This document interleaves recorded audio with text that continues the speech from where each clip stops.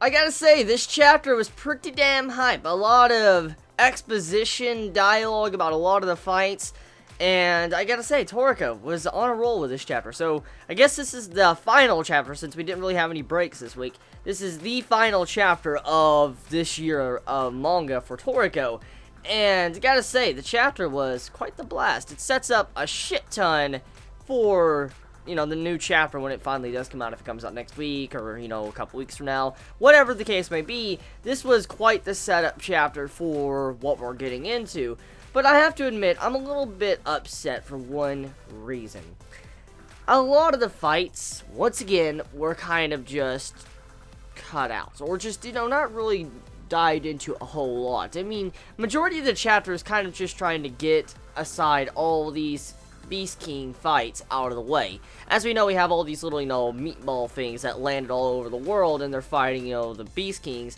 And when you see how this was being hyped up a while back, and then you look at this chapter, how they're all being settled, maybe like a panel or two, it's kind of sad. I mean, like, all of the fights were pretty much just concluded, I guess, in a way that shows you how strong all the Beast Kings are, like, you know, compared to these little meatballs. But still, it's kind of sad just to see that, and it makes you question, how did King Moon die then, if all these other Beast Kings were able to kill off everybody else with relative ease? I mean, think about it, because King Moon was, like, the strongest, supposedly, and if King Moon is dead, how did these others survive like it's nothing?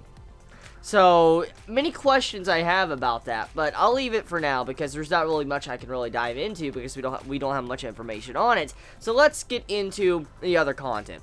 So the rushing part of a lot of the fights, I'm a little bit upset with that, because from what I could assume, it seems like we're trying to cut away from all the other different fights and areas that we've seen, and it looks like we're just going to head straight over to Toriko and probably have his fight.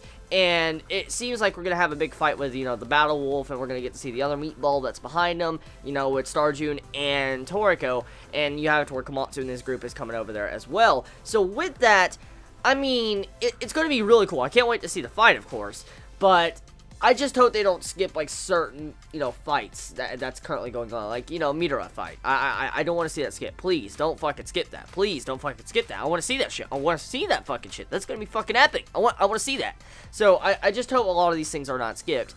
But, I'll drop that for now.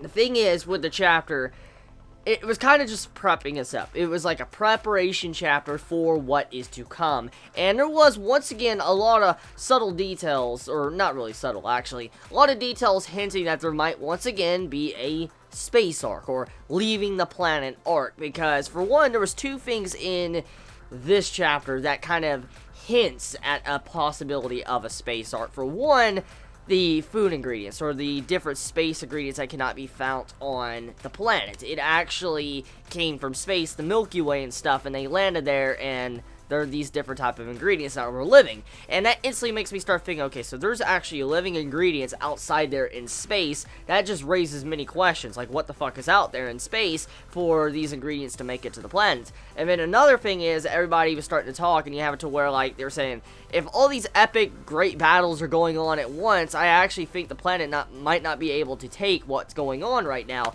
So that also lets you know the planet is in danger because of all these fights. And, I mean, also, let's just, oh my god, Horse King, oh, the fucking breath, oh my god, the fucking breath, dude. G,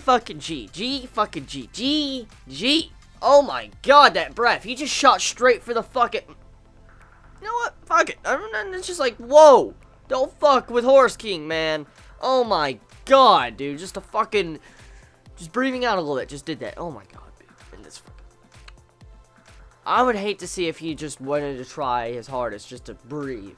He'd probably fucking put a hole straight through the planet, like a big asshole, not a little one, but a big asshole. So, I mean, yeah, Horse King, insane. So, chapter overall of Toriko, I have to say, it was a very good chapter. Just a little bit disappointed, just slightly disappointed, just because some of the fights with the Beast Kings were skipped, but, I mean, there's nothing you can do. So, let me know your thoughts in the comments below. You all have a wonderful day or night wherever you live. Please be safe. Chibi out.